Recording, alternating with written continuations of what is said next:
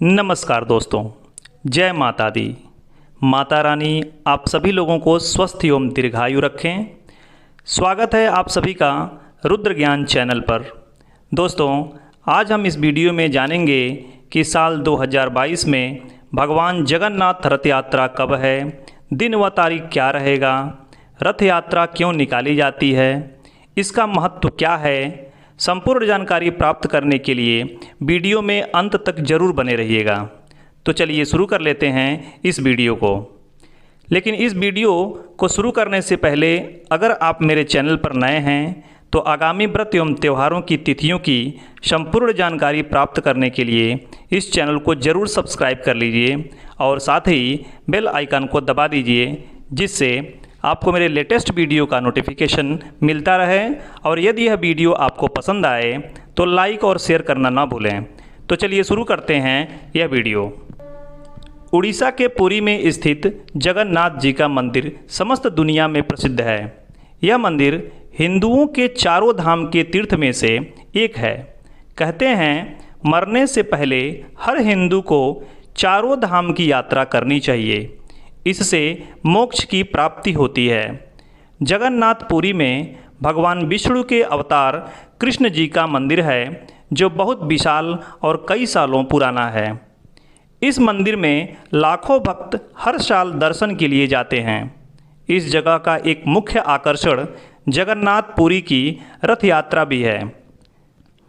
यह रथ यात्रा किसी त्यौहार से कम नहीं होती है। इसे पुरी के अलावा देश व विदेश के कई हिस्सों में भी निकाली जाती है।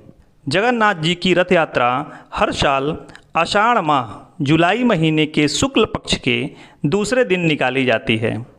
इस साल ये 1 जुलाई 2022 दिन रविवार को निकाली जाएगी।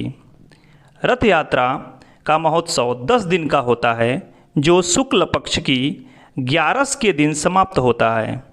इस दौरान पुरी में लाखों की संख्या में लोग पहुंचते हैं और इस महा आयोजन का हिस्सा बनते हैं। इस दिन भगवान कृष्ण, उनके भाई बलराम व बहन सुभद्रा को रथों में बैठाकर गुंडीचा मंदिर ले जाया जाता है। तीनों रथों को भव्य रूप से सजाया जाता है, जिसकी तैयारी महीनों पहले शुरू हो जाती है। इस रथ से जुड़ी बहुत सी कथाएं हैं, जिसके कारण इस महोत्सव का आयोजन होता है। कुछ कथाएं मैं आप लोगों को बताता हूं। कुछ लोगों का मानना है कि श्री कृष्ण की बहन सुभद्रा अपने मायके आती है और अपने भाइयों से नगर भ्रमण करने की इच्छा व्यक्त करती है। तब कृष्ण एवं बलराम सुभद्रा के साथ रथ में सवार होकर नगर घूमने जाते हैं। इसी के बाद से रथ यात्रा का पर्व शुरू हुआ। इसके अलावा कहते हैं गुंडीचा मंदिर में स्थित देवी कृष्ण की मासी हैं, जो तीनों को अपने घर आने का निमंत्रण देती हैं। श्री कृष्ण बलराम व सुभद्रा के साथ अपनी मासी के घर 10 दिन के लिए रहने जाते हैं। कुछ लोग कहते हैं कि श्री कृष्ण के मामा कंस उन्हें मथुरा बुलाते हैं। इसके लिए कंस गोकुल में सारथी के साथ रथ भिजवाता है। कृष्ण अपने भाई बहन के साथ रथ में सवार होकर मथुरा जाते हैं, जिसके बाद से रथ यात्रा पर्व की शुरुआत हुई। कुछ लोगों का मानना है कि इस दिन श्री कृष्ण कंस का वध करके बलराम के साथ अपनी प्रजा को दर्शन देने के लिए बलराम के साथ मथुरा में रथ यात्रा करते हैं। कुछ लोगों का मानना है कि कृष्ण की रानियां माता रोहिणी से उनकी रासलीला सुनाने को कहती हैं।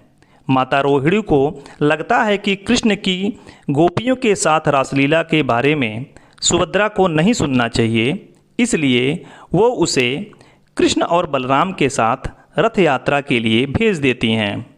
तभी वहाँ नारद जी प्रकट होते हैं। तीनों को एक साथ देख के वे प्रसन्नचित्त हो जाते हैं और प्रार्थना करते हैं कि इन तीनों के ऐसे ही दर्शन हर साल होते रहें। उनकी यह प्रार्थना सुन ली जाती है और रथ यात्रा के द्वारा इन तीनों के दर्शन सबको होते रहते हैं। जगन्नाथ मंदिर से जुड़ा इतिहास। कहते हैं कि श्री कृष्ण की मौत के पश्चात उनके पार्थिव शरीर को द्वारिका लाया जाता है। तब बलराम अपने भाई की मृत्यु से अत्यधिक दुखी होते हैं और कृष्ण के शरीर को लेकर समुद्र में कूद जाते हैं। उनके पीछे पीछे सुभद्रा भी कूद जाती हैं।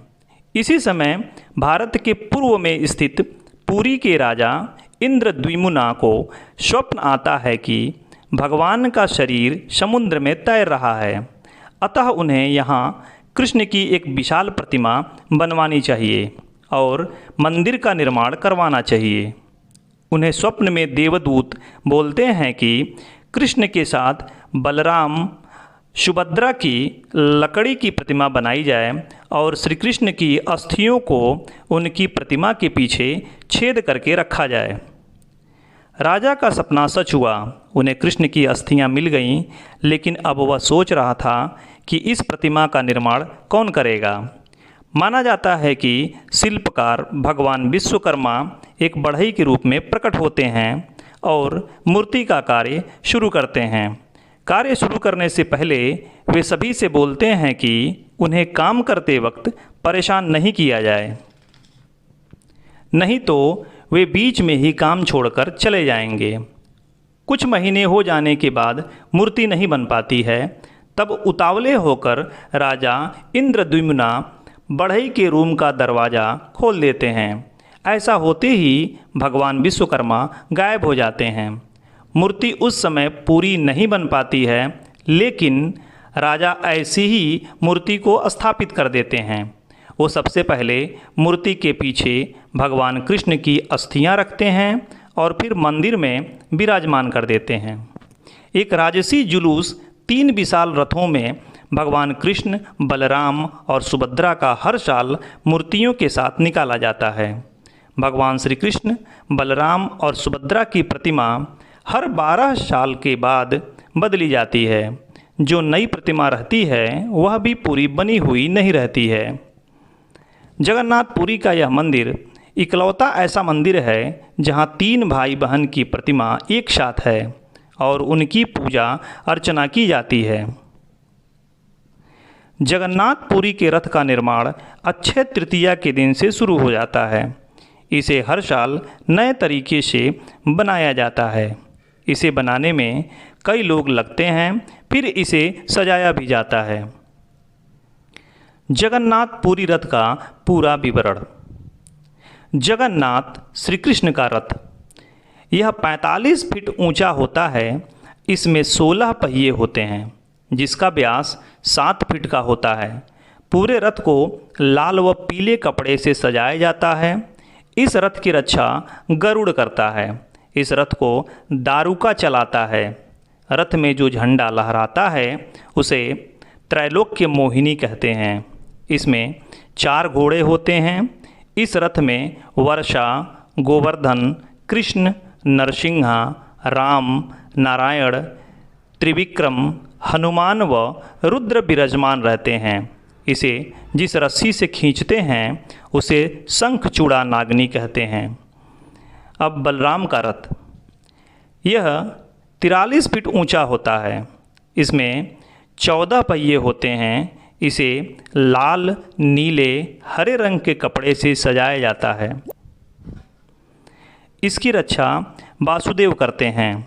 इसे मताली नाम का सारथी चलाता है।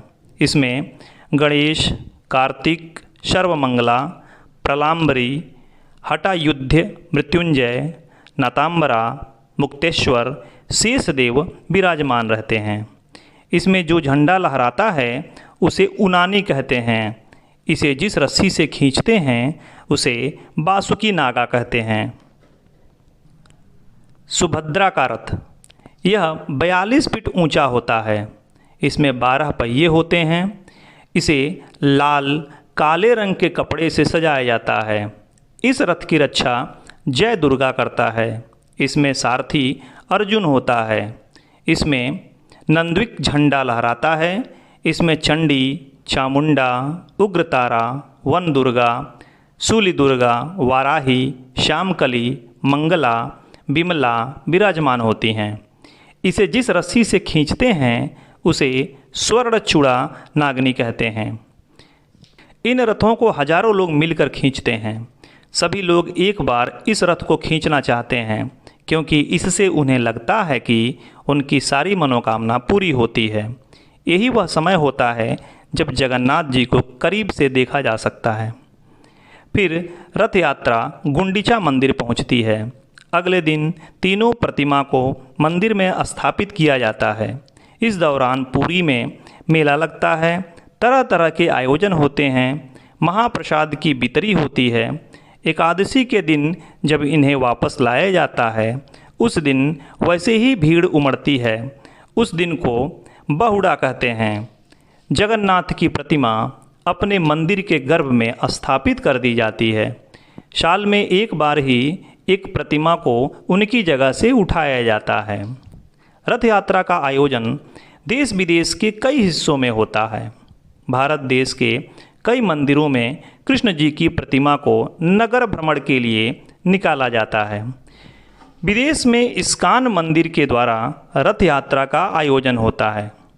100 से भी ज़्यादा विदेशी शहरों में इसका आयोजन होता है, जिसमें से मुख्य Dublin, London, Melbourne, Paris, New York, Singapore, Toronto, Malaysia, California, इसके अलावा बांग्लादेश में रथ यात्रा का बहुत बड़ा आयोजन होता है।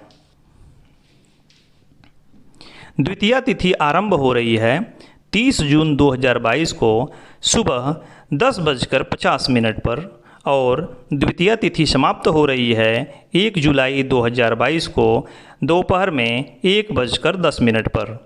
वीडियो में अंत तक बने रहने के लिए बहुत बहुत धन्यवाद।